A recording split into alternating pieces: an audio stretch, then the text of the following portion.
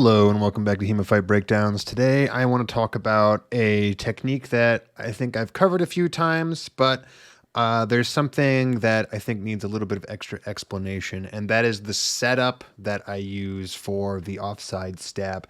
I've heard it referred to once as just like the Dirtwechsel windmill or whatever. I don't really know what exactly to call it, but basically it's this, where you start flicking your blade over and over again on your opponent's blade just to kind of confuse and provoke things.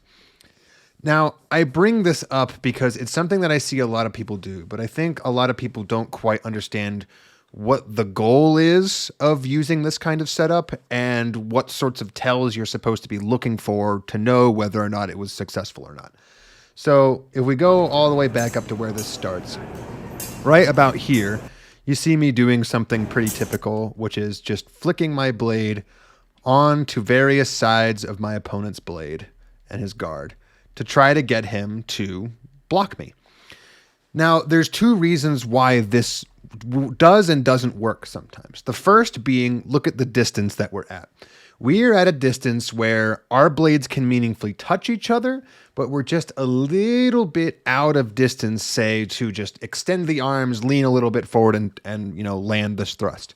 Which means that theoretically, if any one of us were to commit here, there's a likelihood that the other person would have the ability, the time, and the speed to parry that off of the off somewhere and throw a follow-up, which is what happened several times during the fight. But the reason this setup works isn't because of the distance, but because of the footwork that accompanies it. So if you watch this carefully, what you see is that I am advancing forward with my back leg, and I'm not moving my front leg very much, except for when my opponent gets out of my range. And this is an important distinction to make. When you move your front foot forward, you are shortening, despite the fact that you're moving it, you're shortening the distance that you can lunge, sort of. If you want to imagine it this way, a lunge happens when you push off with the back foot and land with the front foot, a set distance forward from where your front foot started. If you keep your back foot in the same position and start moving your front foot forward, you have not changed the distance that you can lunge. You have kept it exactly the same, which means that all you're doing when you start advancing your front foot forward is essentially telegraph that you're coming to your opponent. Normally, this is a bad thing, but for the purpose of this setup, it is essential because every time I move my back foot forward, my opponent thinks, okay, here comes the front foot. Here comes the front foot, here comes the lunge, and he gets a little bit further at a distance. But every time I start stuttering forward more and more and back off and lean out of the way and dip my point back and forth underneath of his blade, the more he starts to panic a little bit because he doesn't exactly know where that thrust that I'm telegraphing so heavily is going to come from. And right at the last section, which is right about here, I look for the primary tell that tells me that I should actually go for the thrust. Because the thing is that sometimes people don't respond to this in the way that you want them to. But what you are looking for when you're trying to get that response is this. This is exactly what you want. Before this entire time, my opponent had his tip towards me, or at least down a little bit so that I couldn't quite engage with the blade, but basically somewhere where he could pretty easily lift it up and just thrust me right in the chest. When I start Dirtwechseling towards him again, and I get this response, this tells me that this little bit of forward motion with my foot scared him enough that he thought a thrust was coming and he went to parry it. But then, quickly realizes that's not what happened.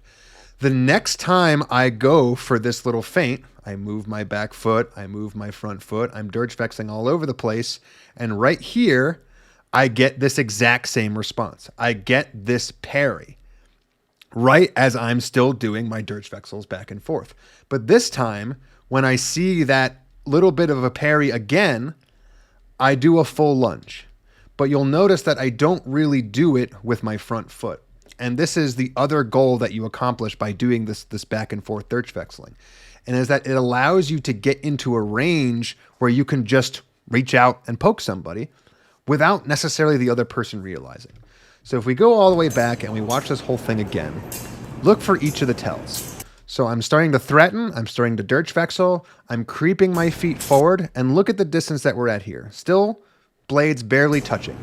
But then look at the distance we're at when I finally go for it. Here. This is significantly closer. I've provoked something from my opponent. I've provoked a parry. I've provoked the defense that I've been basically trying to get them to do, that I've been waiting for this entire time. And the second I get that response, that's my cue to go. And it's important that all three of these things happen in that exact sequence.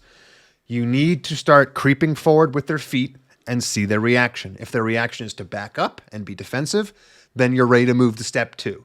Step 2 is to start Dirtwechseling back and forth between their blade while still moving the feet forward to see what their reaction is. If their reaction is to parry and try to displace a thrust that hasn't come, then you know you move on to step 3. Step 3 is the final one, which is actually stab.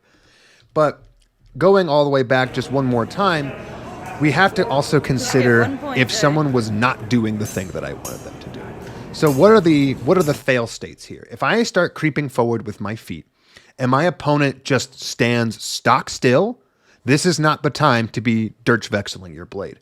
And the reason for that is simple. If you look at a situation maybe like this one, where we're both sitting here from neutral, and I just pick one of my many Dirtwechsels and I just thrust, well, I'm not really in range to do so. I'm still at that very far out range, and if I commit to a thrust here, I'm going to get parried and counterattacked, regardless of how many times I've ducked under my opponent's blade, because I haven't even really moved to the part where ducking is going to be effective, because I haven't gotten close enough with my feet, and I haven't provoked that defensive reaction yet. It's entirely possible that if you're doing this kind of move or this kind of setup, and you're just getting stabbed, the reason it's happening is because you didn't adequately get to step 2 yet. You didn't close the distance with this footwork, and you didn't get to this point where you have basically tricked your opponent into looking for that thrust to defend themselves with.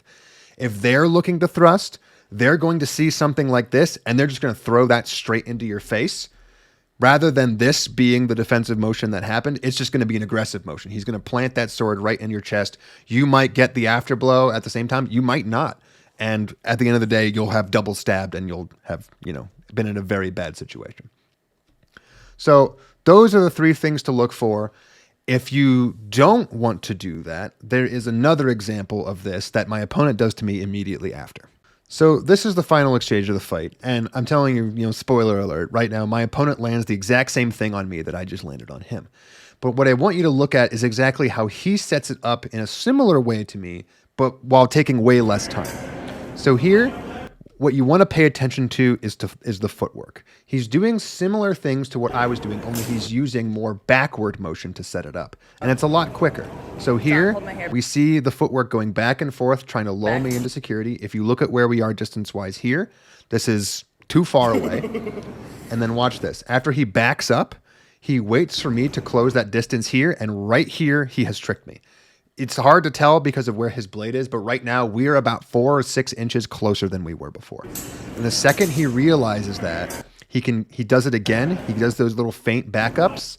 And the second I close that distance, he waits for right here, which is when I've been kind of rocking back and forth. And this distance is significantly closer again. Also, if you watch right here, you'll see that as he stutters his front foot forward, watch what my blade does. I do that same defensive action. That is, one, I'm not thrusting at him. And most importantly, I went to try to smash my blade down on his blade. So if you look here, he was down in his lower left corner. I push my blade down to my lower right corner to try to match him. And in that exact moment, he Dirtwechsels to the other side of my blade and gets me right in the shoulder as I miscalculate. And after I try to come back up, I try to do this sweeping parry out to my right side. But by the time my blade is even here, the thrust has already landed. It's too late.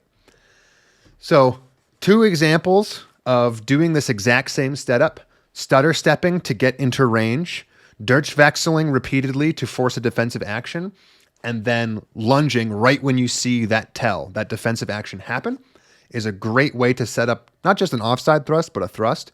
And it's extremely effective. All right, that's going to be it for today. If you'd like to see your own footage featured on the channel, feel free to send me an email over at HEMAFightBreakdowns@gmail.com, and I hope to see you next time.